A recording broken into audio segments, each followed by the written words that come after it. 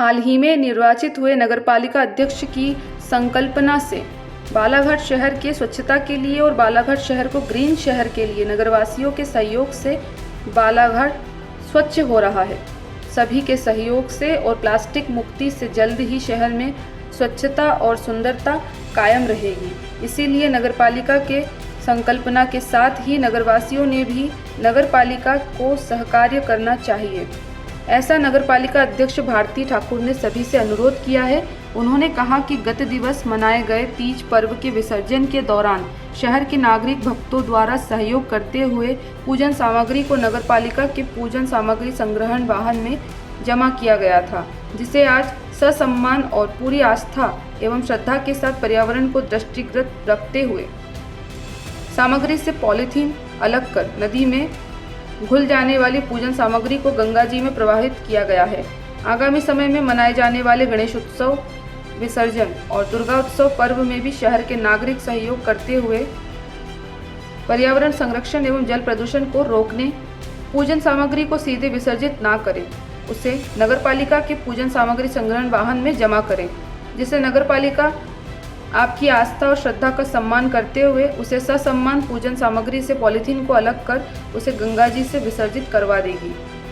पूजन सामग्री विसर्जन इस दौरान पार्षद समीर जायसवाल, सुधीर चीले, कमलेश पांचे, खगेश कावरे, छोटू थापा, स्वास्थ्य प्रभारी सूर्य प्रकाश उइके, प्रीति घरते, यामिनी नगपुरे, दीपक मोंगरे सहित नगरपालिका के स्वास्थ्य कर्मचारी उपस्थित रहे।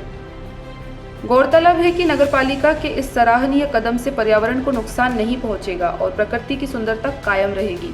इसके लिए नगरपालिका द्वारा विसर्जन हेतु सुव्यवस्थित रूप से प्रदूषण को रोकने के लिए पूजन सामग्री विसर्जित के लिए एकत्रित रूप से व्यवस्था की जाएगी। इसी के साथ ही बड़ी मूर्ति के विसर्जन के लिए क्रेन की भी मदद नगरपालिका द्वारा दी जाएगी, जिससे किसी की जनहानि होने का भी खतरा टल सकता है।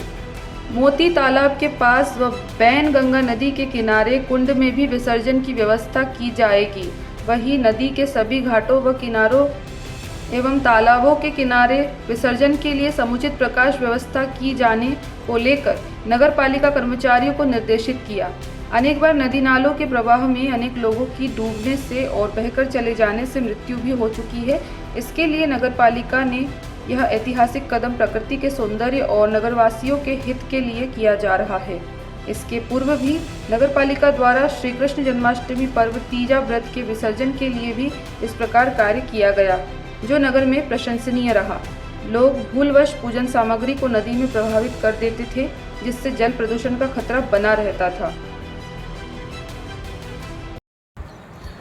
आज यहाँ बैनगंगा नदी के तट पर हम सभी नगर पालिका के कर्मचारी और हमारे पार्षद भाइयों के साथ हमने कल जो तीजा का व्रत था और उसकी पूजन सामग्री जो इकट्ठी हुई थी अपने बैनगंगा नदी के तट पर, उसका विसर्जन सम्मान किया है। उसमें से पॉलीथीन अलग करके श्रद्धापूर्वक हमने विसर्जन किया और आने वाले समय में भी जब गणेश विसर्जन का समय होगा तो यहाँ पर हमने कुंड की व्यवस्था की है।